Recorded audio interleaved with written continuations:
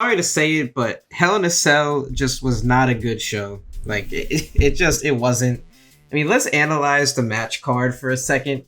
The kickoff, you had Natalia versus Mandy Rose. That's fine, okay. And then there was what? 1, 2, 3, 6 matches on this card. And 3 of them were WrestleMania rematches. And mind you, we are 2 full months, 2.5 months removed from WrestleMania. And then the other 2 of those other 3 matches were rematches from WrestleMania Backlash, if I'm not mistaken. I know Bianca Belair and Bayley was, and I believe Charlotte and Rhea Ripley was a rematch from WrestleMania Backlash. Correct me if I'm wrong. And then it was Alexa Bliss versus Shayna Baszler, with Alexa Bliss playing mind tricks on Nia Jax and Reginald. Like, that's what we saw. We saw rematches, and we saw a 12-year-old girl hypnotize The Rock's cousin and some random guy that Vince McMahon apparently loves backstage. That's what we saw on this card. And yes, some of the matches were good. Bobby Lashley and Drew McIntyre had a great match. I'm not going to take anything away from them. But is that match anything that you're going to remember? 1 month? 2 months? 6 months? A year? 5 years? 10 years? In 2031, are we going to be looking back at Hell in a Cell 2021 and being like, wow, Drew McIntyre and Bobby Lashley, that was the best match of both men's career? No, we're not. Drew McIntyre and Bobby Lashley have great chemistry, but they're missing that larger-than-life, that it factor that puts them on the level of like an Undertaker versus Brock match or a Triple H versus Undertaker match. They're missing that extra oomph, okay? And that's the whole theme with this pay-per-view. This pay-per-view is missing the extra oomph. There was some good in-ring stuff, there was some bad in-ring stuff, and then there was some embarrassing botches that we're going to get into. I'm going to give a full review of Hell in a Cell, as best as I can, an in-depth analysis of this entire show. Okay, let's just go right with the kickoff show. Natalia versus Mandy Rose. I don't know why this match took place. I didn't watch this match, so I'm not even going to comment on it. Okay, that's it. Natalia won. All right. Whatever. I could pretend to be upset saying Natalya is burying talent, but I'm not going to do that. Then, they kicked off the show with the Women's Championship. Bianca Belair versus Bayley in the Hell in a Cell. This match, I thought it was okay. I thought it was fine. Like, it's an average Hell in a Cell match for the sake of having a Hell in a Cell match between 2 women who are not in the midst of a real intense feud that really warrants a Hell in a Cell match. But they did it. I get it. The women have to be equal in every way, shape, or form to the men, and I am all here for it. I am all here for women having Hell in a Cell matches. The only thing that I ask is that there is a story creatively worthy of being inside Hell in a Cell. That's all that I ask. I don't care who the performers are. I don't care if a woman faces a man. I don't care if 3 women face each other in Hell in a Cell, 7 women, 10 women. I don't care. As long as there's a story, or there's some entertaining segments, or there's some entertainment that gets me into the match. Aside from just Bayley and Bianca laughing at each other, okay? This match, it was fine. Like I said, there's really not much here. Like, Bayley got beat up for a little bit of the match. They did the classic kendo stick spots. We had a sunset flip. That was all fine and dandy. Bayley brought a ladder out. And then, that was the end of Bayley. Boom. Okay, Bianca wins. Nice. Now, I don't know what's next for Bianca. Apparently, she's going to face Sasha Banks at the next pay-per-view. Oh, I'm sorry, not at the next pay-per-view, at SummerSlam. So maybe we'll see Liv Morgan at Money in the Bank. I don't know what's next for Bianca Belair. I'm interested to see. I really like her. Then we had Cesaro versus Seth Rollins. WrestleMania Backlash, for those of you that don't remember, ended with Seth Rollins beating up Cesaro after Cesaro lost to Roman Reigns in the main event of that pay-per-view. And then from then, what have we seen? Seth Rollins doing like ding dong hello segments with Bayley. I can't remember anything leading up to this match.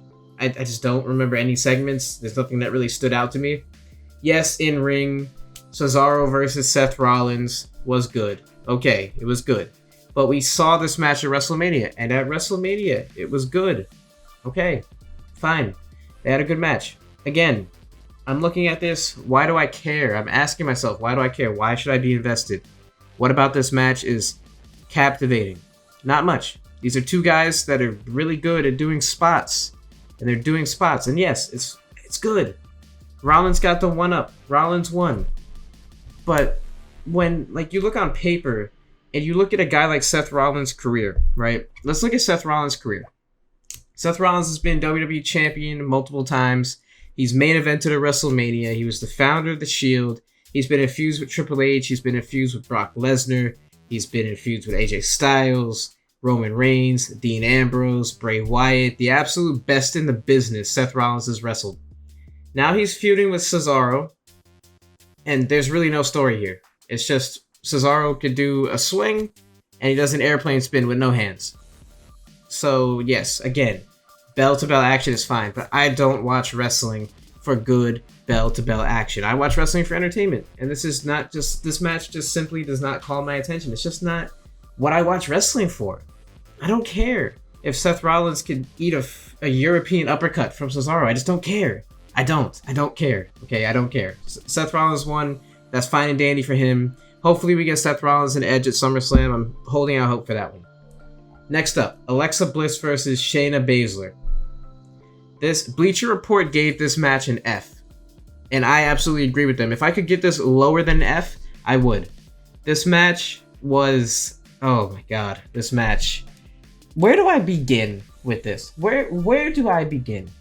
First of all, I was watching this with family, and I felt embarrassed when WWE started playing the pre-match video package for this match.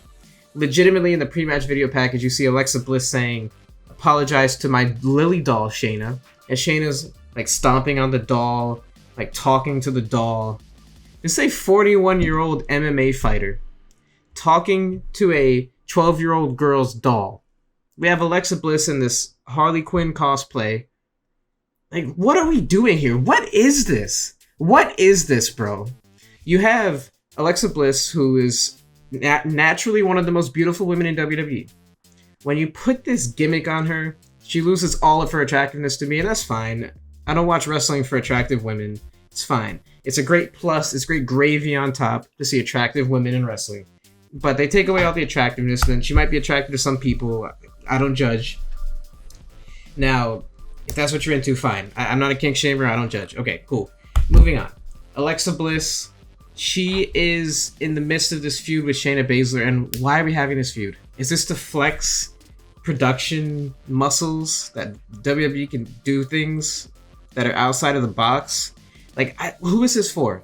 I'm watching this with my 10-year-old nephew, and I ask him, "Are you into this?" He says, "No, I don't care about the Alexa Bliss character." I'm asking my family, "Are you guys into this?" No.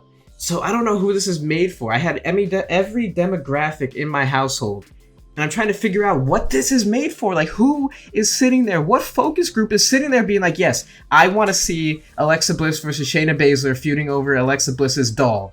This is a grown adult woman, a 29-year-old woman holding a doll, and then there's a 41-year-old woman speaking to this doll, yelling at the doll, slapping the doll. And then we get to the match. The bell rings. You got Shayna Baszler out there, you got Reginald, you got Nia Jax, and you have Alexa Bliss by herself. Basically, Shayna Baszler beat up Alexa Bliss. Alexa Bliss did some weird, like, crawling around the ring. And then at the end of the match, with like 2 minutes left... Oh, wait, I gotta back it up. I'm getting ahead of myself. I thought we were gonna see, like, some cinematography. We were gonna see, like, interferences. Maybe, like, a tease of The Fiend. Maybe something. Something intriguing. No. This was literally these two having a regular match with Alexa Bliss and Harley Quinn cosplay. They had a regular match for, like, I don't know, 10 minutes, 8 minutes, 7 minutes, however long it was. Then towards the end of the match, Alexa Bliss starts doing Jedi mind tricks. On Nia Jax. And you got, like, Jimmy, whatever his name is, Jimmy Smith. Oh my god, Alexa Bliss and Nia Jax, they're former rivals. Yeah, we know.